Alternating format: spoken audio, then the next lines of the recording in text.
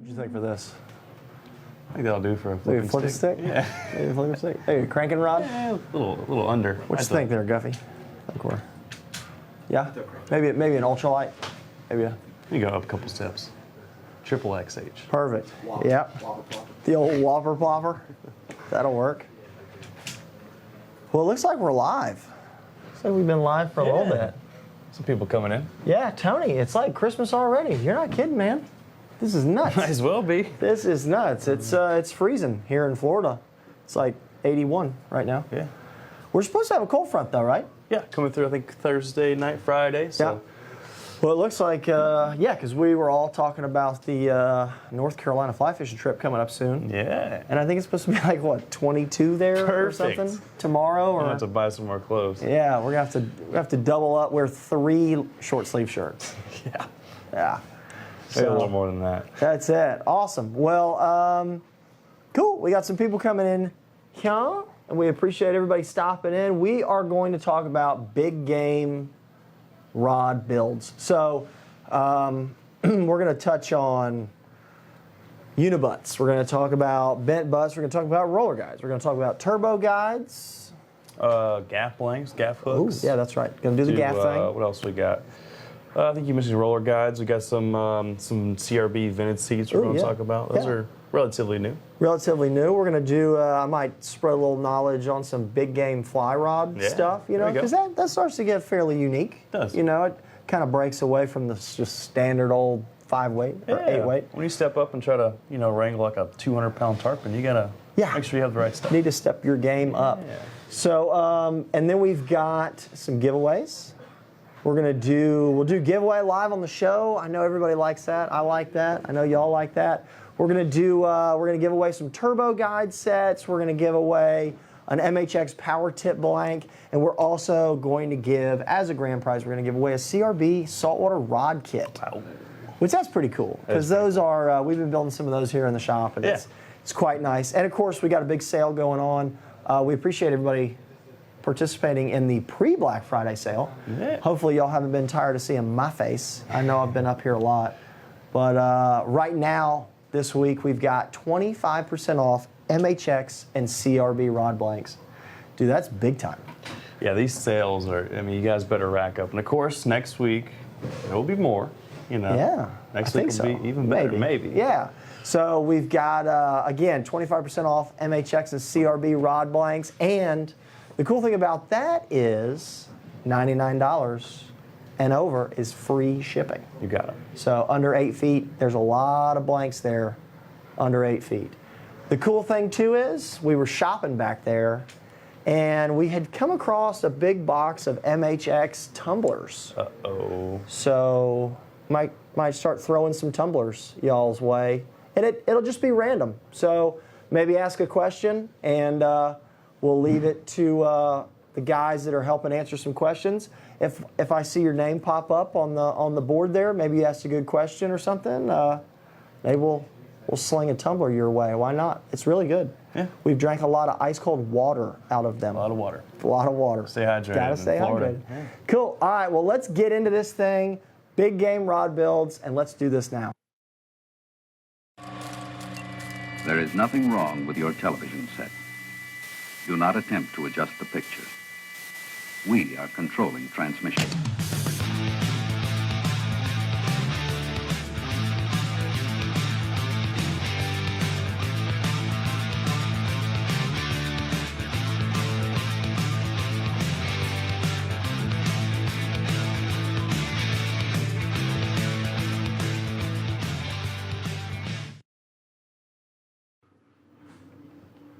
I need to be like that guy, like, oh, Guffey, you almost had it. Gotta be quicker than that. Man. I gotta love the intros. Gotta love the intros. And we're back. So this I'm holding here, I've been leaning on. We're gonna talk a little bit about this and builds similar to this. This is an SW blank, and it's an extra heavy? Or an extra? I think XH, extra heavy. Extra heavy. So this is one of the saltwater blanks, and we've got a what Fuji reel seat is that? That's a DPSH. Okay, so this DPSH It is very, very similar to the DPS-M that you find on any given spinning rod, you know. And the H part is these just gigantic, well, I shouldn't say, because they're not all that big, but super heavy duty hoods here. And that's something that when you want to save a little weight and you don't want to go aluminum, this is a size 24. You're going to see this a lot on some sailfish rods, some live bait rods, your kingfish rods. Anytime you run some of those lighter Shimano TLDs, you're going to see that on here. Once you get up to like a 30, you know, that Penn International 30, that Tiagra 30, you know, any of those, you start to step that game up a little bit, I would then jump to an aluminum seat. Yeah, absolutely. So. And these are great too for vertical jigging blanks because most of the vertical jigging blanks have that really moderate or parabolic bend that go all the way almost back into the handle. Yep. And you don't want aluminum seat that's not going to have any bend to it, yep. or else you're going to have a sharp edge, and yep. not good for your performance. No, absolutely not. But in general, this is this build's nice and light. Now the unique thing about this too is, let's jump in here on those guides. Those are the Fuji SIN, which are silicon nitride, and that is going to be a wire-proof guide. Right. I say that right. Yeah. So these are pretty much indestructible, and it's great for your high-speed trolling. If you're using any kind of wire, you're using braid, you're doing some stuff like that. They're not cheap, but what did Ben say? He hadn't seen one fail yet. So, yeah. I mean, I know that's, anything could fail, I guess, really. Depends on how hard you beat on it. But, the SIN is a unique guide. That might be something to look at if, you're a guy out there that is hard on his stuff or uses wire or something like that. Absolutely. So I wanted to touch on that, while we're going. What else you got? You want to answer a couple questions? Yeah, we got coming in. Let's see, David, can the saltwater blanks be used for catfish blanks? Absolutely, yeah, you can do that. Once upon a time, we did have catfish blanks. I think we actually discontinued those in the MHX lineup. Yeah. But pretty much what I would go for is, obviously start with your length, figure out what length rod you want to go with. Yep. And then from there, kind of match up your, I wouldn't say really power, maybe more so like your lure rating is probably what I would go for first. Yeah. And then from there, you can kind of, get into your power and action and see what you want to. But absolutely, any of these rod blanks across the board, whether it be, something that's classified as a spinning or a spin jig, or the category that blank is in does not really define exactly what it has to be used for. No, because it has no idea how it's going to be built. Yep. So, I know a lot of the catfish guys, depending on how you fish for them, because I know some guys fish out of a boat, some guys fish near the bases of dams, some guys fish offshore, Right. And so a lot of times the blank that you've got to pick is dictated by how you're fishing, what lure, and of course if you're fishing for some of those giant cats, I mean, yeah, that's going to be something. I probably would lean towards, a rod that is not like a tuna or a trolling rod, because anything that's going to be big tuna, trolling, that's going to be more of a fast action blank. Whereas a bottom rod or kind of, that SW, some of those are going to be a lot more moderate. For example, this one, being the extra heavy, it's not going to be fast. I mean, I'm here. You can see this is not a fast blank. Right. So that's going to be something that you could really put the heat to pretty much anything. I mean, catfish, if you're using a circle hook, I mean, I've never fished for some of those big catfish. I know you guys are real hardcore on some of that stuff, but those are going to be excellent for that because they're going to be, super tough. Some of them, have some composite in them and things like that. So, Jerry, how do you pick the right blanks? Well, that kind of hints on the question we just talked about. Yeah. What I'd start with, you can definitely start with the application specific, we have those broke down into, like I said, spin jig, mag bass. But really you want to look for is, usually I start with length. That's the number one I go to, Yeah. Length, and from there either action or power or even, lure rating goes a long way too. Yeah, and we have some of our blanks on there when you go through the saltwater series or you go through some of those. It will say, sailfish, dolphin, cobia, or it will, it will give you kind of a guide to sort of, to guide you through there. I mean, I know when we used to catch sailfish in South Florida, I mean, most of the time we'd be using 20-pound, back in the day we'd use 20-pound big game on a 6,500 size Shimano bait runner spinning reel if we're, putting the birds up, and because what we do back then, and they still do it, which is one of the most fun ways to catch a sailfish for me is, you get a goggle eye and you actually fly a kite, and then you actually take and connect that line out to that kite, and it holds it out away from the boat, and then that goggle eye is just on the surface. Yeah. So the cool thing is every strike is on the surface. I mean, it's like, to me, it would be like throwing a spook for a sailfish, right? Yeah. If you could go out there and throw a big spook for a sailfish, but it's just a live goggle eye. So he's right on the surface. The kingfish, they'll shoot out of the water and get them. They'll skyrocket on them. And it's just a cool way to fish. So, that's kind of how you start to narrow that stuff down. Yeah. So, based on what you're fishing for, your line rating, and then how you want that rod to react. Yeah. So anytime you're using live bait, whether it's a sailfish or kingfish, things like that, extra fast and a real soft tip that allows that bait to work out there is a lot different than wanting an extra fast bottom rod that, you're going to be humped over the gunnel trying to fight that grouper to the surface. So that's not going to be the extra fast that you want. So, and if you're unsure too, you can always call in up front. We've got Ben and Sean who do the saltwater deal, who are great at that with recommendations. And then of course, if it's just standard freshwater, if it's a catfish blank, we have a sales rep for almost any of those questions that could be answered. Yeah, for sure. Because especially even if you say, well, I want a catfish blank, and even if you haven't fished for catfish or I haven't fished for catfish, if we start narrowing down, like, well, I use this kind of reel, I use this heavy a line, I'm fishing on the bottom, or I'm fishing a bait, or I fish a circle hook, or I don't, we can get you dialed in pretty quick.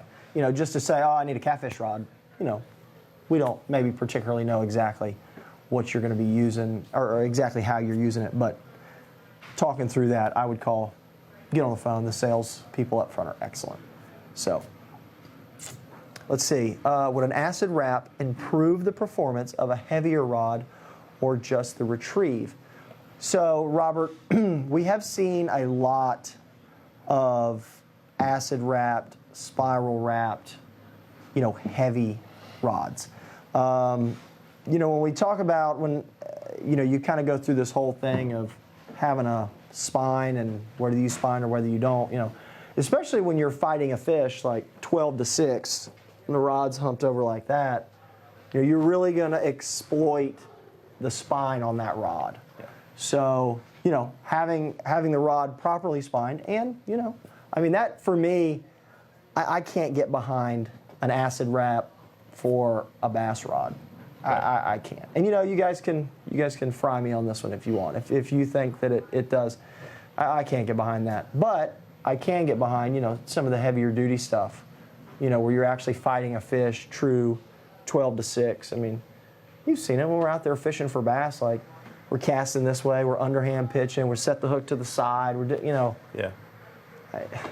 But fighting it right over 12-6. Yeah. I mean, you can see it sometimes, what are your thoughts? Some guys, especially in videos or on TV shows that are just wrapped traditionally, especially if they're fighting, big tuna or any, big fish like that, they're always struggling with the rod, going side to side. Sure. And that the acid wrap, which Tom, an acid wrap is basically a spiral wrap. So we don't have one up here. So what it really is, we might have one out there if somebody can get one. I don't know. Your first guide, your butt guide, is going to be basically right on top, or maybe just a degree or two or 3 or 4 off to the side. And then from there, your second guide is going to be more turned, almost, basically on the side of the blank. Yeah, 90. And what you're doing is basically doing a spiral all the way around to the bottom of this blank. So by the time you get to the, second, third guide, you're on the bottom, and then, what it does is it gets the twist when you're fighting that fish, it gets the twist out. So, you're not going side to side anymore. The line is actually on the bottom of the blank, and it gives you more leverage, I guess you could say, on the fish. Yeah, I think anytime that you don't have to fight the blank and the fish, Yeah. you're going to be more efficient, right? Because I mean, whether you're trying to, pull a Jewfish off the bottom, or a black grouper, or any of that stuff, anytime you've really, really got to work on something, any advantage is going to be that. So, think you can get me there, Guffey? Kind of, sort of, maybe. Maybe if I did this. What you think? Yeah, that's good. So you got that first one, and then follow me down. and then it comes there. Yeah. Okay, and then now this one. See how now we're turning here? Yeah, like that. And then now we're on the bottom. So now the rest of the 10 guides or so are all the way out the bottom. I know that's not easy to see, guys, but that's it. So this one goes out and goes left. So that one it's not quite exactly on top. It's like maybe 2 degrees off. This is not quite at 90. Actually, that is 90. This is that's not quite on the direct bottom, and then that one's exactly direct on the bottom. So, I mean, that's a good way to do it. But again, for this feels like a light, moderate, fast something. Yeah. I don't know. Yeah, So, no, I anyway, agree with you. I especially think it's got 27 guides on it. yeah, with freshwater rods, well, I guess I should be more specific. Light to heavy freshwater rods. Unless you're fishing for maybe muskie, I could see where it could probably help with there. Yeah. Big game fish or saltwater rods is really where the acid wrap or spiral wrap is going to help you out. Yeah. I mean, the way I look at it, and we did a lot of testing when we would shoot GoPro videos and we would do stuff like that, because we got so many questions on here where people were like, well, I can't get the line exactly off the blank, or is this too much? Is it this? Is it that? You really find in bass fishing, or light inshore particularly, you're not fighting big game stuff. You're never fighting really right over 12 to 6. Mm-hmm. That rod has never perfectly been over the top. I mean, how many hours of GoPro footage have we gone through where, we're casting like this, and then we set the hook to the side, and then you're fighting out of the side of the rod. So all the line is at 9 o'clock in all the guides. Right. So obviously it's not touching the blank. You're reeling it up like this. Maybe for 2 seconds the rod's turned up, and then you net it or you boat flip it or something like that.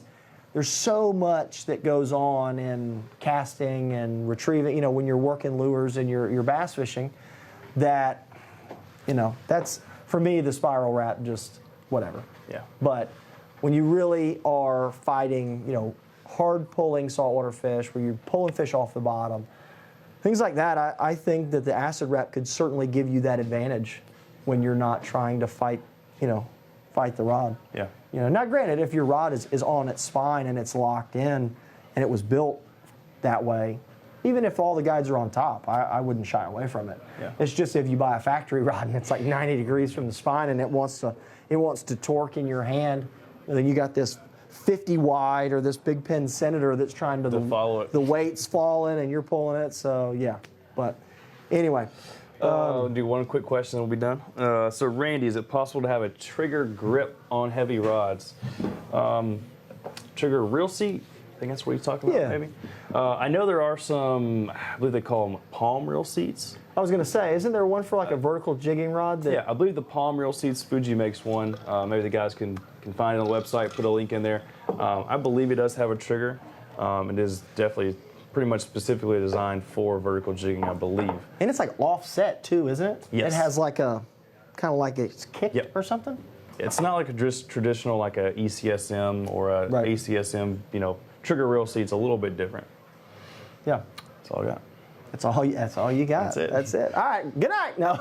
We're done. So what do we want to talk about next? Do we want to talk about maybe? Let's start with guides. Yeah, we can talk about why you should do this, how to choose that, maybe not choose that. Yeah. Yeah. So there's basically 2 layouts you can go with. In most of this show, obviously, it's named big, game rod build. So we're talking about, your heavier stand-up tuna blanks or trolling blanks or trolling rods. So you got 2 pretty much options as far as guides go. You can go with your turbo style, which would be like, your American Tackle has the HDHGs. Yep. Fuji's got a version I'm sure everybody does out there. So when we say turbo, for those that don't know, this is it's a wireframe guide that is very similar to, your regular casting double-footed guide. Right. It's shaped slightly differently, and then of course it's got an insert in it. So whatever that insert may be, but that's just the shape. That's the turbo shape. Yeah. And most of these, or most of your layouts are going to start with probably a 20 or a 25. I think a 25 would probably be best across the board. Yeah, especially I would say when you get it into a rod that is above using a 30. So if you jump up to a 50 wide, for the height wise, you're going to want to go to the 25. Yeah. I think that's what we're talking about. Yeah, so from there you can just kind of do almost what you refer to as like a cone of flight. So you go, Pretty much. 25, 20, 16, 12. And most guys probably stop at a 10. 10's probably going to be the best, especially if you're using a roller tip. You want to stop with a 10. Well, yeah, that's a great point. And before we go to that, but yeah, like you said, you've got, again, we're also trying to, when we're picking the blank, when we're picking the guides, we're basing all of this off of, okay, I'm using this size reel and I'm using this size line, and that's what I'm doing. Because so much of this has to do with, well, how tall is that reel?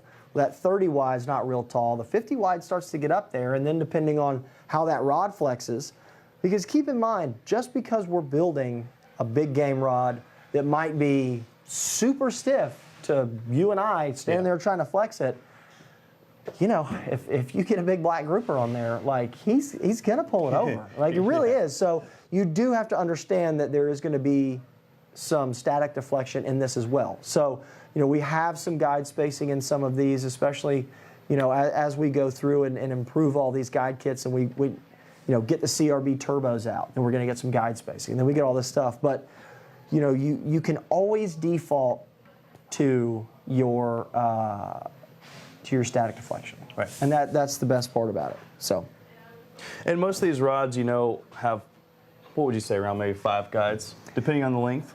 Yeah, absolutely. It's going to be one of those 5 to 6 guides, because keep in mind, especially when you look at something like this rod length is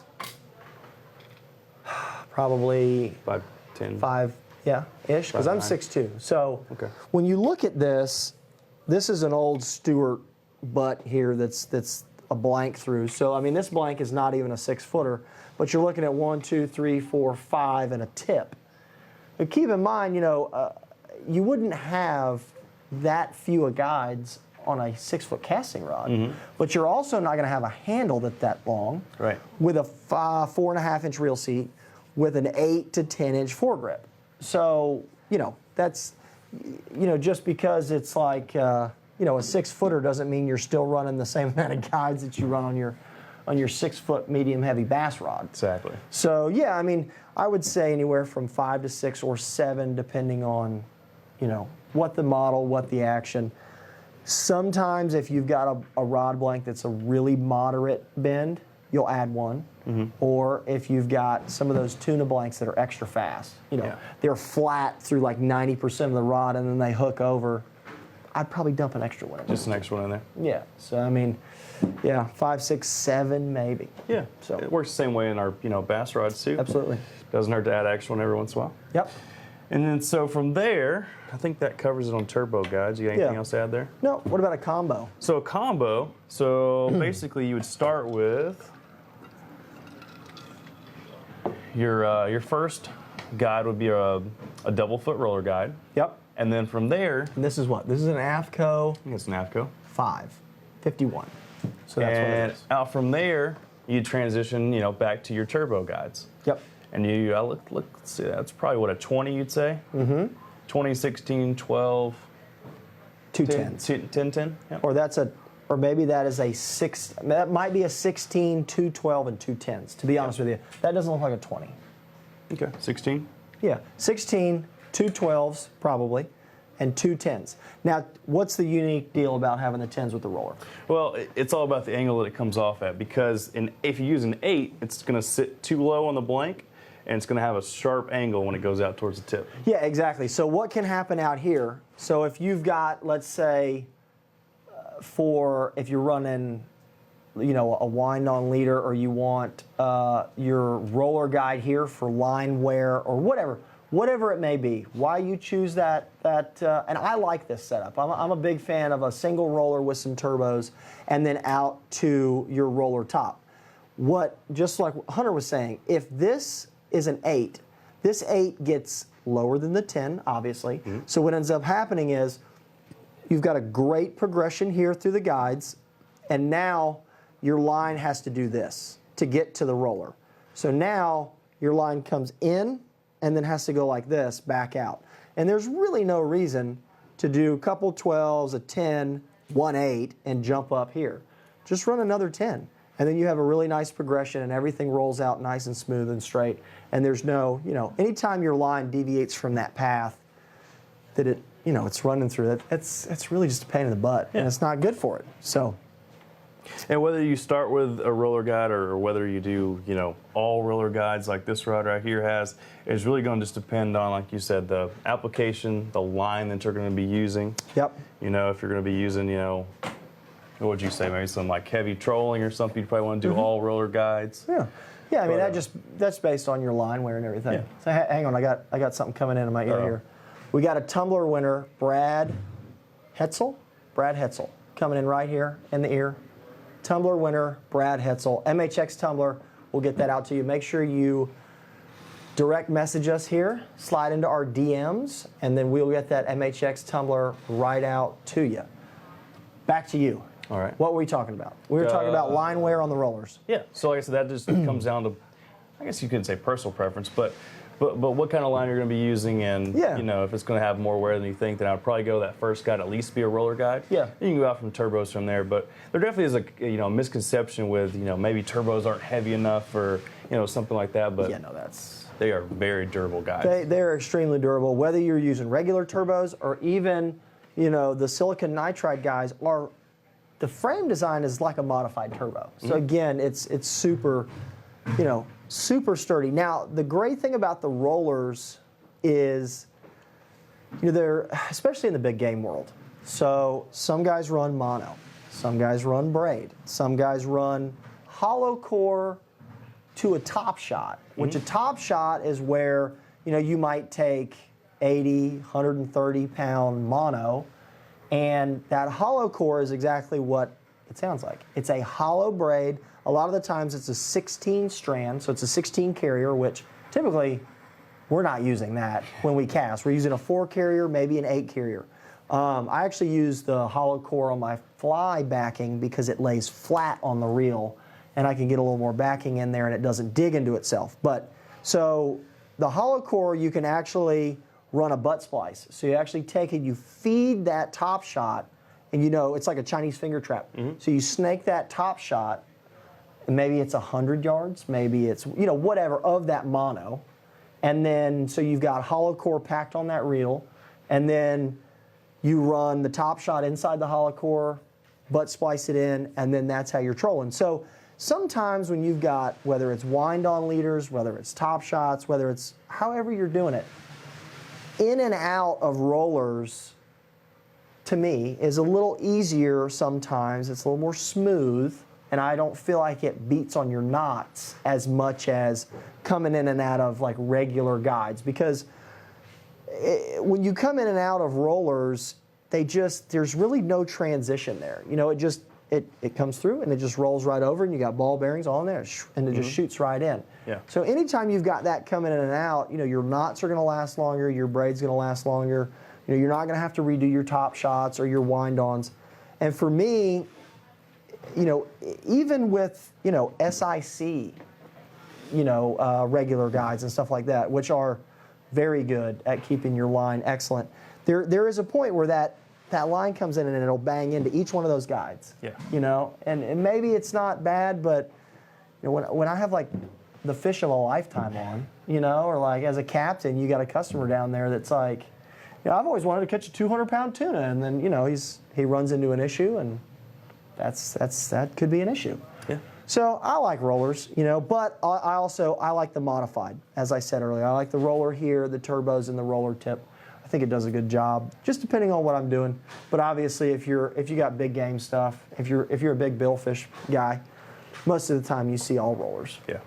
And of course, you want to talk about the kits? That's the great thing about that. I'm sure you guys have some questions on guide sizing too, and it's just easy if you can get the kit. You got all the sizes in there that you need, whether it be start with a 5 down to the 2, or, AFCO has these kits available, and they come in, not just the regular heavy duty, but also, sorry about that, guys, the wind-ons. It's his first night, Yeah.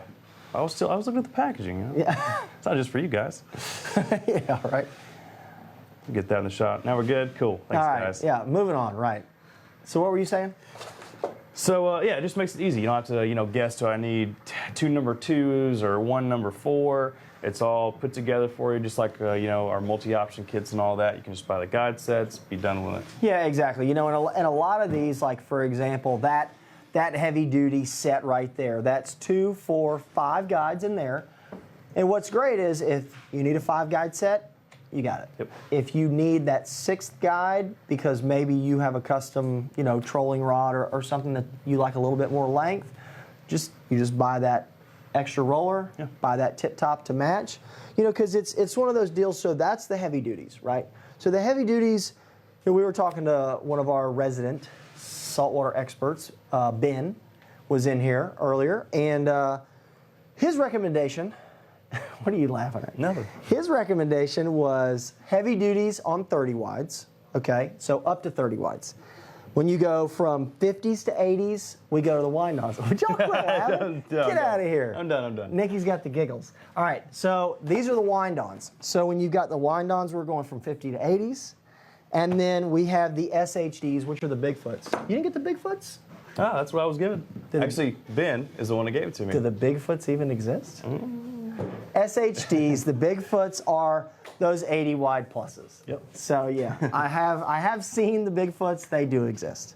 So That's just what we grabbed. So. that's it. Exactly. Well, we went shopping in the back. So cool. Let's go to a question here. Why is there a line rating on casting and spinning rods? Wouldn't the lure weight be the target fish dictated what line to use? I'm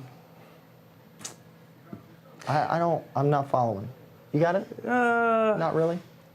Is there why is there a line rating in casting and spinning rods? Wouldn't the lure weight?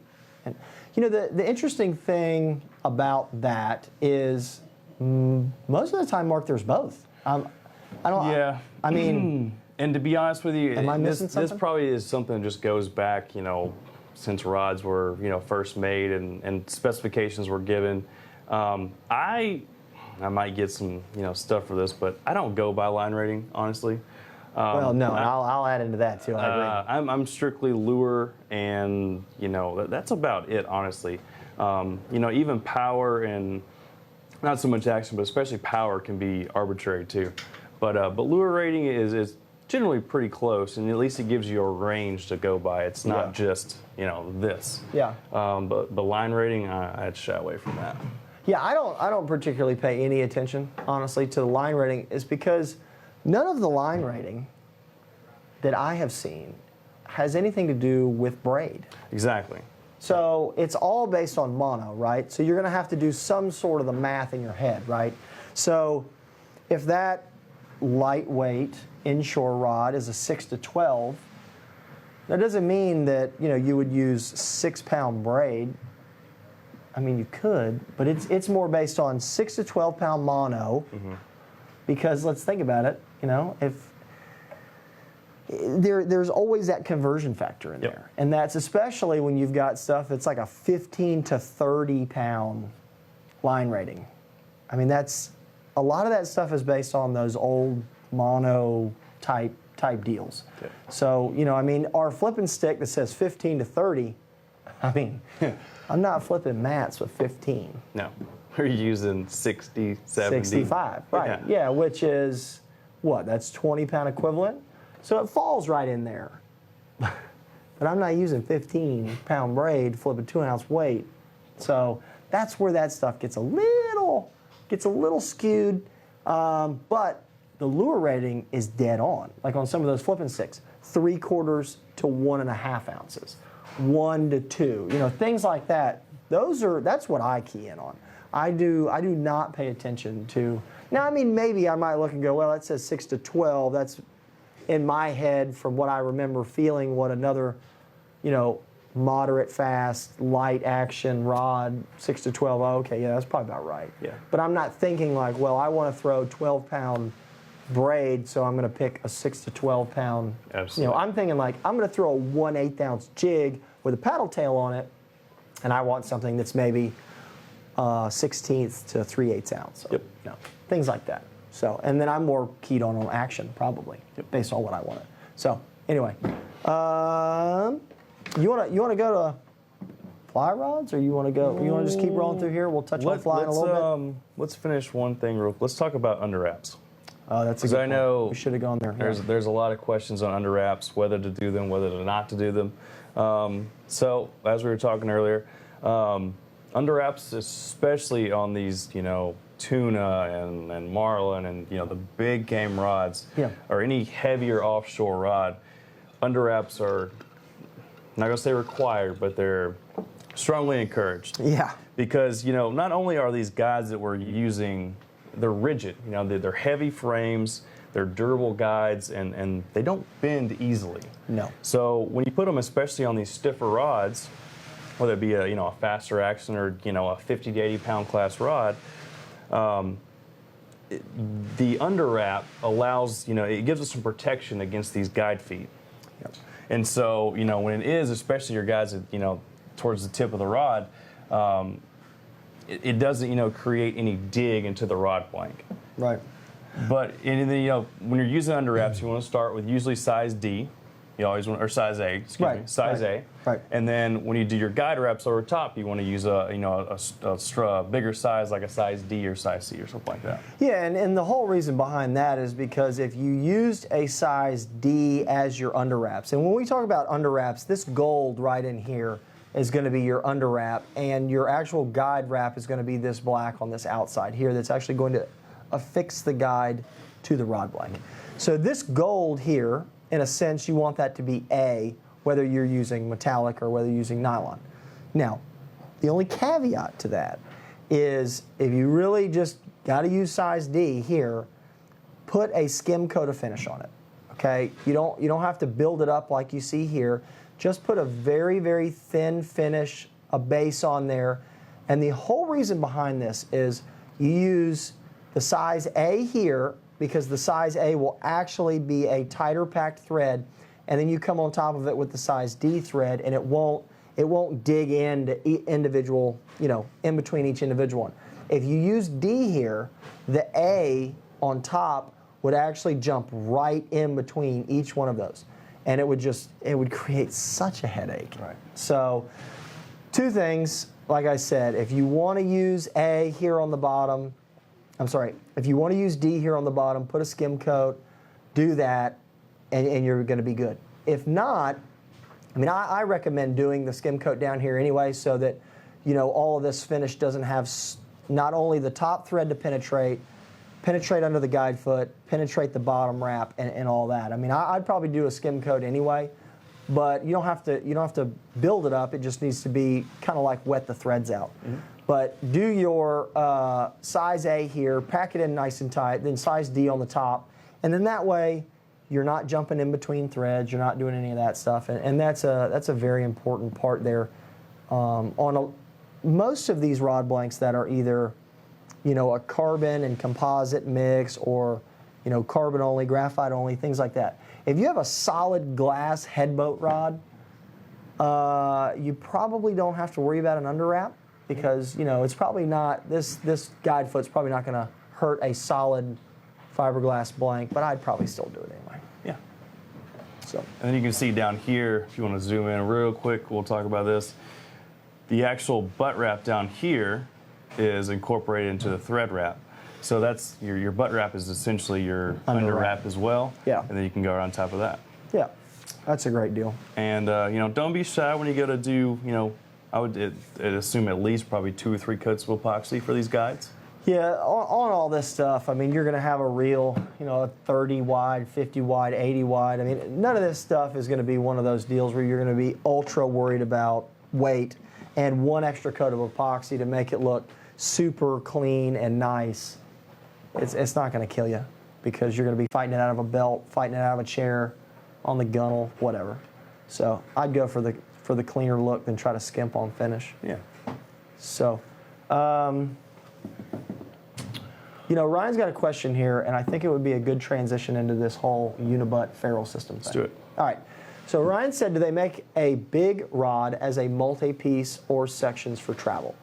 So Ryan, we do have, I want to say, either Seeker or CalStar has a pretty beefy 3-piece that you could build spinning or casting. A couple of these guys have been building them when they go to like the Seychelles and they're chasing like GTs over there, those giant trevallies, and a very beefy 3-piece saltwater style spinning rod for like, you know, the big giant tuna popper type stuff. Now, if you want to carry one of these big game rods, if you're going to be trolling or if you're going to do that, you want to show them just go ahead and pull the butt off. Either that one or the other one, doesn't matter. And this is something that will kind of lead into how to build and put all this stuff together. Voila. All right. So, this being a trolling rod, this is probably what, like a 4-footer? Pretty close, maybe a little more, somewhere in that range. Yeah. So we'll call it a 4.6. I don't have the measuring tape out. So 4.6 trolling rod.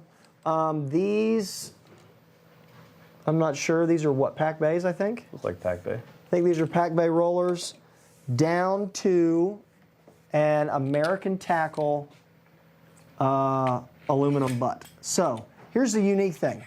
If we look here, got to get on this. And when you get right here where this groove's at, just give me a nod when you got it. All right, cool.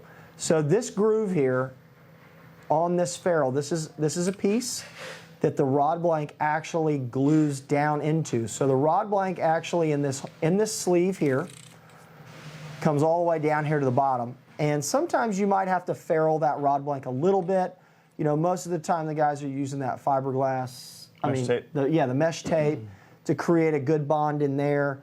So the ferrule has got an O-ring here and the, what is it, collet nut? Collet nut. Collet nut here on the top. Then what it does is it comes into your aluminum butt. The aluminum butt's got a gimbal on the bottom. So this is going to be your standard straight aluminum butt. I think AFTCO's patented thing, they call it a unibutt, maybe? Okay. Is that right? Yeah. I don't know. So what this does is there is actually a crossbar in there that when this fits together, it locks in. So you could spin it and it locks right in. Then you actually take this collet nut and you tighten it right down, okay? So that's why there's 3 nuts on here. So you've got your reel seat is built into your butt, okay? So again, gimbal on the end, reel seat here, double locking nuts with the Delrin insert there to keep it locked.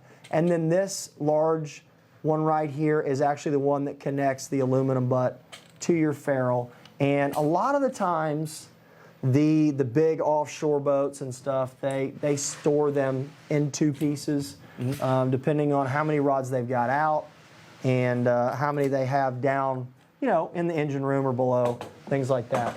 There is a unique thing about the American Tackle, the AFTCO, and the Winthrop, right? Yes. Okay, so American Tackle, AFTCO, and Winthrop, all of their butts. So for example, this one right here you can see is an AFTCO. This one right here is an American Tackle. We could actually take and swap these butts because the threading, the ferrules, the whatever that cut is in there, I don't really know what we'd call that notch. All of those pieces will interchange. So I could take this American Tackle, swap it over on this. I could take this AFTCO, swap it over here, just depending on whatever you've got going on. The only one that does not do that is a pack bay. So if you're going to build a whole fleet of rods, I probably wouldn't mix Pac Bay in there. So, not poo-pooing them, but it's just one of those deals. Yeah. If you want everything to be able to be interchangeable and whatnot. And now, the reason why that could be useful or important is I have seen on some of the big game boats, we're talking, big sport fishermen, we're talking tournament boats, things like that. They will actually, for every trolling rod, they will carry a matching bent butt. So they'll have, did we not bring a bent butt out here? We can make one. Oh, well, yeah, we can make one. But, so if you look, this would be considered a straight butt, or you'd see it curve over like that. That would be a bent butt.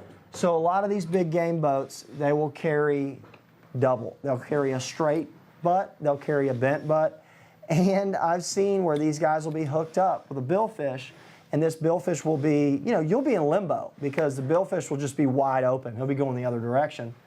And a mate or the angler will actually be holding that rod, double fist in the top. They'll pull the rear of that off, and that is for, what do we call those? What's the ones that are the 3-piece ones? Store butts. Store butts. So that's where the store butts come in. So the store butts are actually unique because you'll have the ferrule to the rod blank. That'll be a connection. Then you'll have the reel seat to the aluminum butt section will be a section. So it'll be a 3-piece instead of just a 2-piece. So the store butt will be where they will actually pull the straight butt off and replace it with a bent butt, or vice versa, depending on how you're going to fight that fish. So that's a pretty unique deal. I don't particularly want to be that guy that's trying to hold on to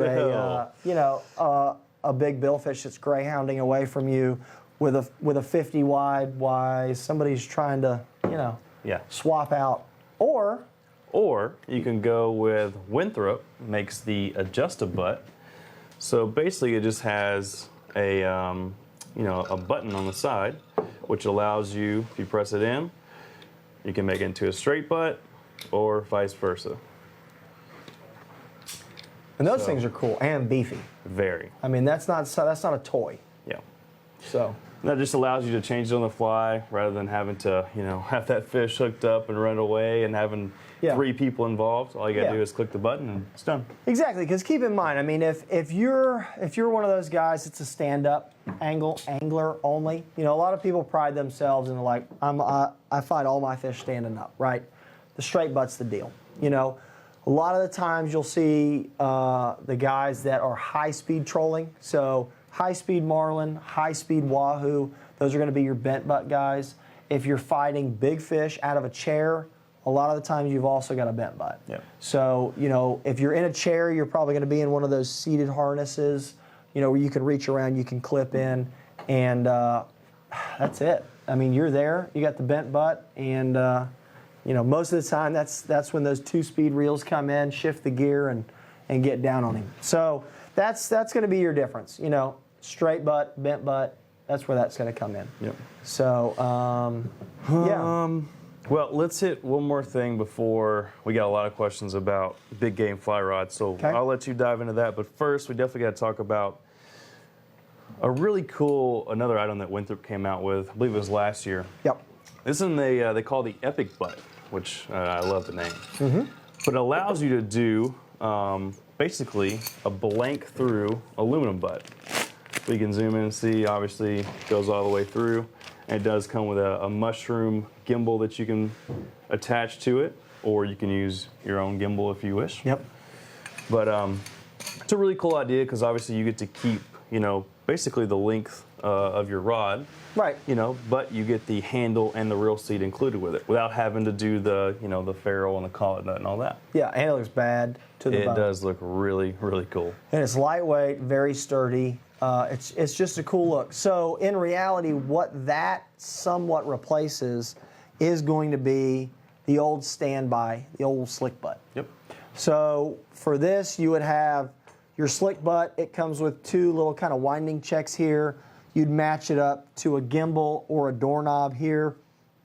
You'd mount whatever your favorite reel seat is on, and then you would mount your foregrip. Yeah. So the Winthrop is kind of the cool new deal that personally I would go with because I think it's awesome, and it looks cool and it's very functional, and yeah. So speaking of looking cool and being functional, I'll touch on this here real quick. Show me that gaff. All right, so Which one do you want? the one with the dolphin, that one right there in your left hand. All right, so a lot of the big game guys like to be matchy-matchy, and I don't blame them because I think it's absolutely killer looking. So we've got, this is what, the 8-foot CRB gaff blank, and that's probably a number 2, maybe? Maybe a 3? Sure. Because this is a 4. I'd say probably a 2. I don't know. Whatever. All right, so we've got Win wrap here with the dolphin. We got a Turk's head knot on here and down there on the end. Same thing. Win wrap. Too much, brother. Yeah. All right, so the cool thing about using, either the Winthrop Adjust-A-Butt or if you're doing the Epic butt, you can come in and use, this is a Win foregrip that is geared to the offshore angler. Comes in a number of different sizes. I think it runs all the way out to an 18. I believe so. Now, the very cool thing about this is it looks like that it's just, it resembles the Win wrap and that's all you get. But that's not true. So the cool thing about this is this cap actually, if you want to replace this wrap, whether it's worn out or you don't like the color or anything like that, you can do this when it's mounted on the rod or it's not mounted on the rod. You just pull this cap here. This cap comes off. Good, Guff? Then we'd put this back on, and even this end here, if you're still mounted, this actually will fold back. All right, so then we'd put this back on, and even this end here, if you're still mounted, this actually will fold back. So that folds back like that, and you can finish wrapping, and then you can fold it back down like that, and you're locked on. The cool thing about that is, just get your dolphin Win wrap, and now you're matching your gaff. So there you go. You can do that. You don't have to replace a grip. All you have to do is replace the wraps on it. So that's pretty neat. Yeah. Cool. Don't we have a tool to do that? Yeah. Turk steel? Got it right here. Let me put this away real quick. Yeah. We try to rip down all the lighting. Yeah, no kidding. The microphones. Show would be over. All the stuff here. Or he can just walk out there and kick the camera down, Maybe unplug it. So we're not going to go into detail too much about this because... Well, it's because we've got kind of the tutorial and some directions on it. And no, it's not a torture device, it's a Turk's head knot. Yeah, so it's a Turk's head knot jig. The guys can put a link in for us. Yeah. Good there? Cool. And this is another, if you've got any questions, get with Ben. Because he is pretty sharp at doing this. He's got it knocked out. And that is the Turk's head knot tool to, if you want to put it on your rod blank, if you want to put it on your gaffs, things like that. Cool. So it's a pretty neat deal. Pretty neat deal. All right, so before we go any farther, you want to do a little giveaway action? Let's do a couple. We won't do them all. Yeah, just a couple. Just a couple. All right, so let's do one of the runner-ups is going to be a CRB Turbo Guide Kit, and we're going to go to Greg Childers for that. So Greg, shoot us a DM, slide into the DMs, and we'll get you picked out a CRB Turbo Guide Kit. It'll be good to go. Yeah. So, Do one more? Or wait? Congratulations. Let's talk about, what are we going to talk about? Let's do fly rods. We'll talk about fly rods, then we'll give another thing away. Okay. Yeah. How about we get, let's give another tumbler away. How about the guys in the back? Let's pick somebody, we'll do another tumbler. And let's talk about fly rods real quick. All right, so some of the unique deals about these big game fly rods. And when I mean big game fly rods, we're talking like 12 and up. Okay. So typically nothing happens up to a 12 weight that's any kind of crazy, right? All you're doing is, you're increasing your stripper guide size, you're maybe increasing your snake guide size, maybe sometimes the guys will do, a ceramic runners out instead of wireframe snakes.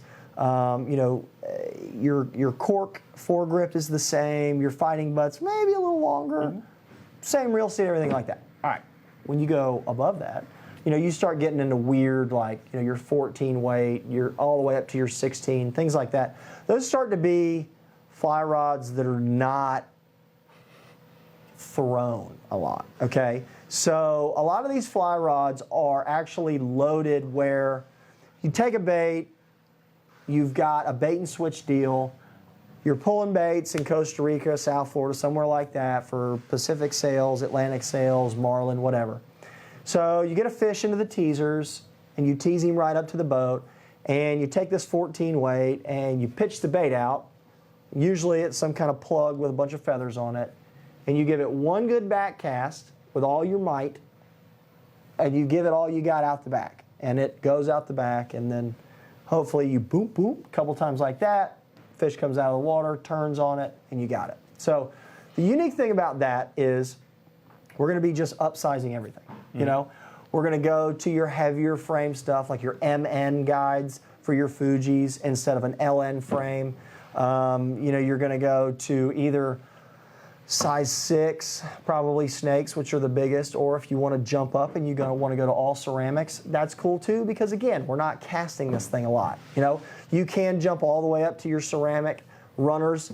That way, when these fish are just barreling off hundreds of yards of backing, you're not worrying about your snakes. That's something that maybe, if you're somebody that's going to be traveling to, a tropical destination to catch a billfish on a fly, what's an extra $100 on guides? Right. Like, let's be honest. Go to the SICs, go to the Torzites, because you're actually going to be dealing with a lot of those hard-running fish. You're going to be pulling some serious drag that is, you're going to want that heat dissipation and that hard. So, the hard rings. So, when it comes to grips, I'm a little different than most. So, a lot of these big game fly rods you'll see with your standard 7 or 7-inch handle. Then you're going to see a space, and then you're going to see another 4 to 6 or whatever. I guess you would call it a foregrip in front of your handle. I'm not a big foregrip guy. Most of these foregrips start at around an 11 weight. So, Sage and Thomas and some of these guys, Sage in particular, will have your regular handle that you will cast from, and then they'll have a space with a split, and then they'll have a foregrip out there. So, I don't like the foregrip, especially in like an 11 or a 12. Maybe once you get up to like a 14 or a 16, because those rods starting to become broomsticks, they're not easy to break at that point. Yeah. But I've seen too many rods that are 8 weights and 9 weights and whatever. They get blown up because the angler gets off of that handle and he gets out here on the blank. Okay, once you get out here, you get towards that stripper guide. That fly rod's not meant to flex from there forward. It's meant to flex from back here forward. That's how the fly rods are developed, right? So I don't like anybody getting off that handle and getting onto another grip out here that's pulling on it, that's creating a sharper kind of leverage point. So what I like to do is take a page out of like a spay handle, because a spay handle is going to be pretty much your standard handle with a little bit added onto it. Just enough to get like a double hand out there on the front. It's not going to push you so far out there like some of those foregrips do that I think get into a danger zone for me. But again, that's something that's my personal preference. I would stick with, whether it's 12 weight and up, I would stick with an elongated spay style handle and not a handle with a foregrip. You know what I mean? So that's just one of those personal preference things for me. I would also be building, if I was building some big game stuff, and I'm talking the 14, 16 weight, I'm going to be fighting out of a belt. I'm going to want a gimbal on there. So put a gimbal on it, add maybe, a 4 or 5 inch rear inch fighting butt or a 1.5 that you'll find on like a tarpon rod, because you're going to be belted up most of the time.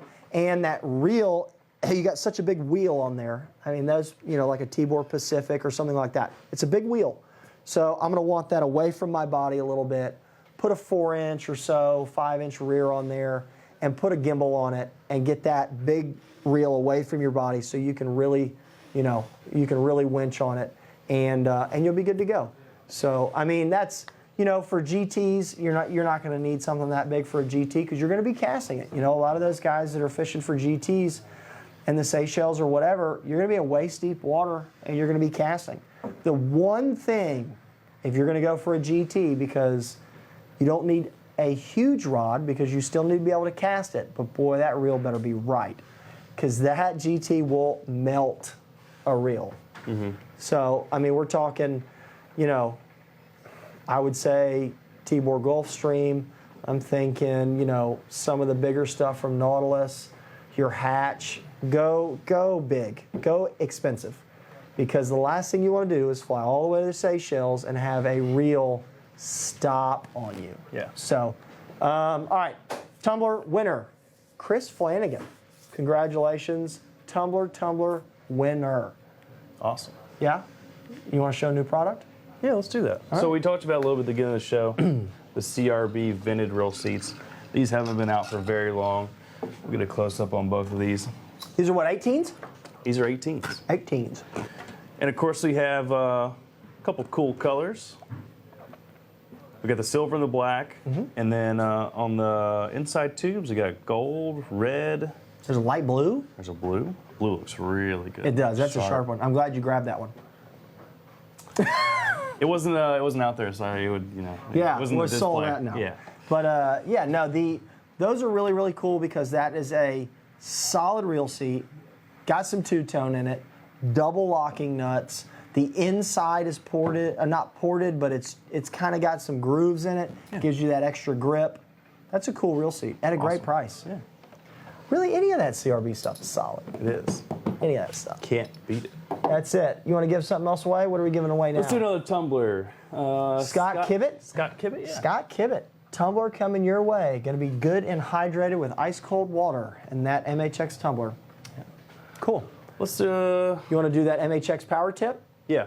Go so, ahead. the second runner-up for the giveaway, which is the MHX power tip rod kit, or just the blank? Just the blank. Just the blank. You're just doing a blank. Any power tip MHX rod blank.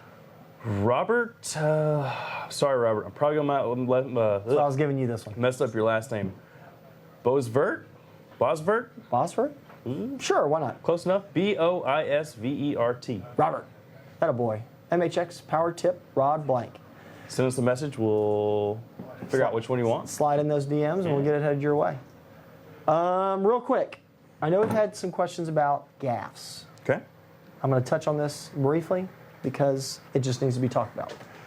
The reason it needs to be talked about is because the CRB gaffs, I don't know if we're going to be able to get this, but so each gaff in the CRB family, it goes from we got 6-footer and an 8-footer and some other stuff, right? Yeah, there's a couple. Yeah. All right. So this is a 6-footer. This is a size 4 6-footer, and they go from a 2 to what, a 5? 4 or 5. I think they go to a 5. 2 to a 5, I believe. The cool thing about this is these are matched to the CRB hooks. Now, I don't know, Guff, if you can get in here, but if you can see, the inside of this gaff is rifled. Okay? Can you see the grooves in there? All right, so the cool thing about that is it's rifled for extra bonding. All right? Yeah. Yeah. Now, not only is that rifled, the new CRB gaff hooks are knurled on the ends. Wow. I'm telling you, big stuff from CRB.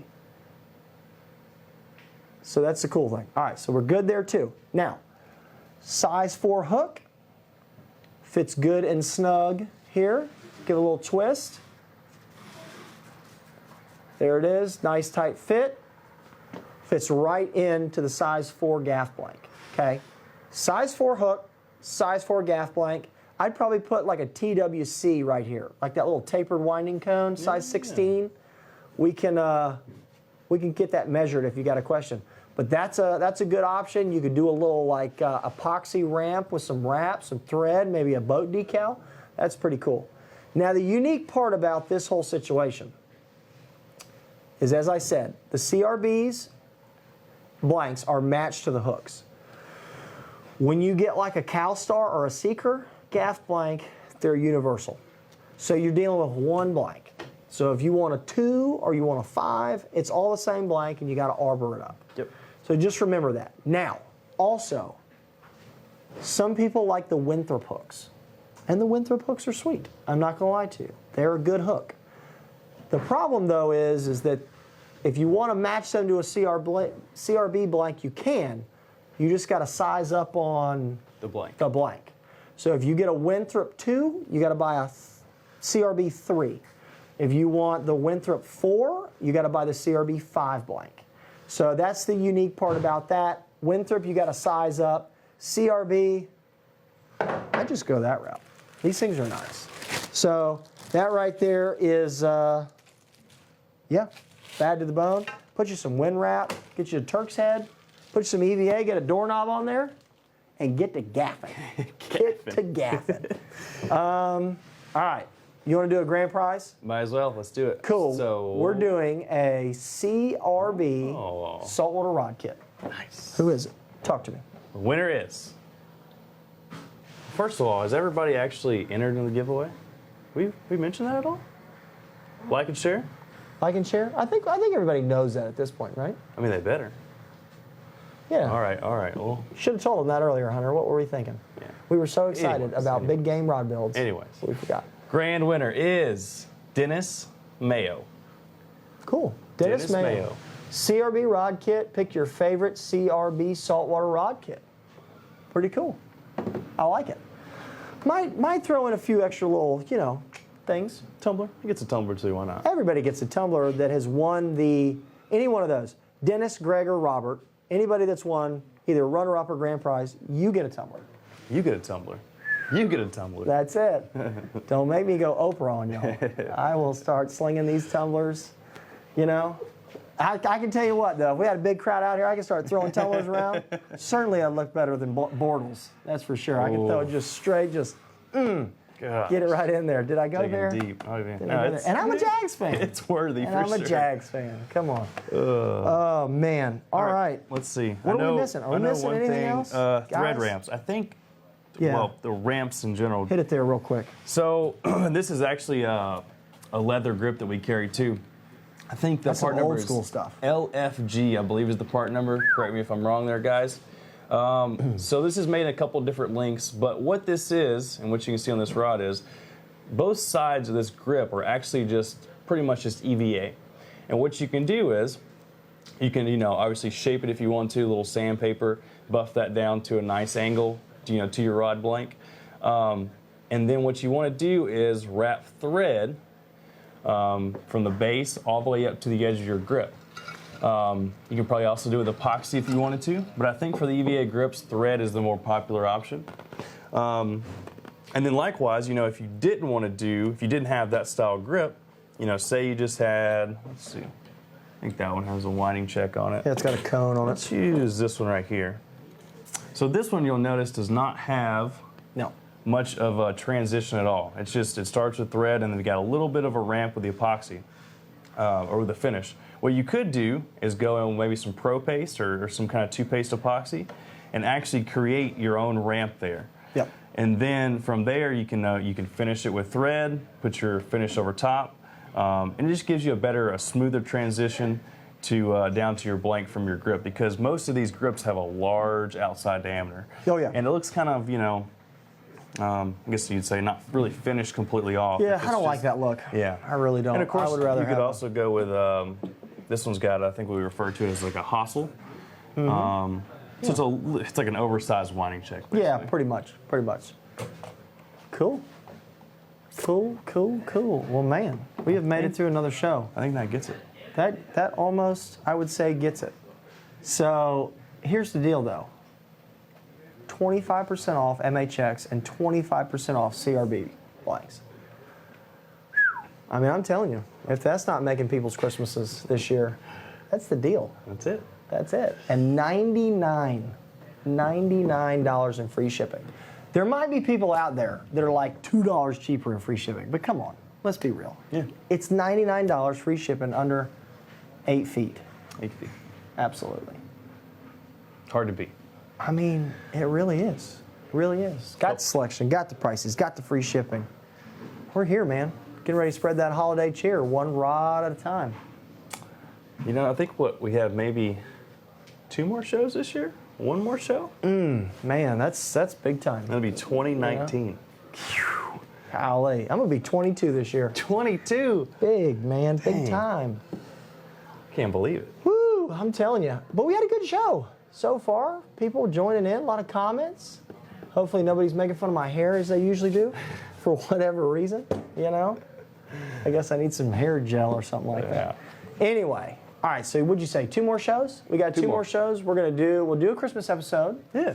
Festivus, Mudhole Festivus. And then what else? No? You just looked at the list, Guppy. Who is this guy?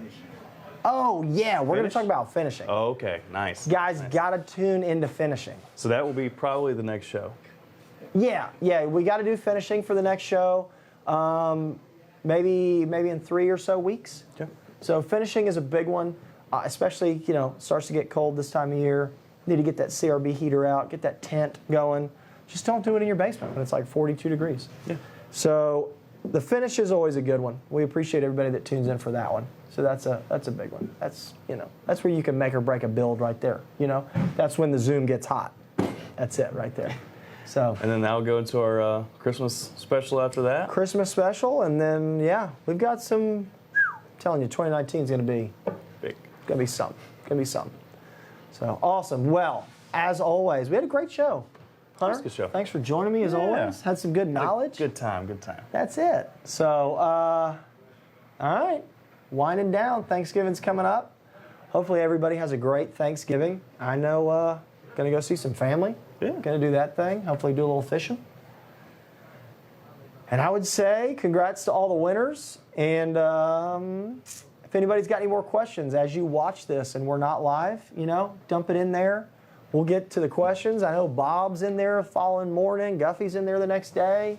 Hopefully Bean's watching. Yeah. Ben will get some questions answered.